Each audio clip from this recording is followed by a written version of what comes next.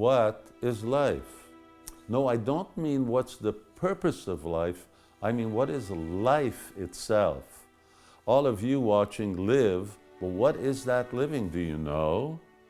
Before citing the Bhagavad Gita to answer my own question, I went online to see what gems of wisdom I could find. But it seems like gems are rare nowadays.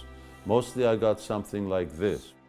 Life is the condition that distinguishes animals and plants from inorganic matter, including the capacity for growth, reproduction, functional activity, and continual change preceding death.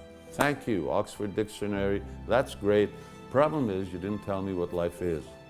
What you told me was what were the symptoms of life, but not what life is. You said life is a condition, but life is more than a condition. The difference between me and the stone is more than a condition. The difference is consciousness. I'm conscious and the stone's not. Okay, so much for gems on the internet. And believe me, there was nothing of any more wisdom than that. Well, the scientists, they had their own views on how life comes from matter. Of course, there was no experiment to prove it, so it wasn't so scientific. And spiritualists galore spoke about the inner self without explaining what that was. And I guess that's as far as speculation takes you.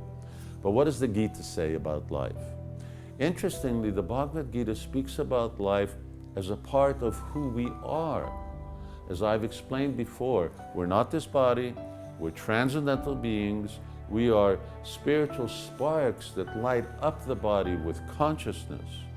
Consciousness is a symptom of life, and life is a constituent of the soul. Just as 93% of our body is made of hydrogen, carbon, and oxygen, 100% of our soul is made of three things: knowledge, happiness, and life.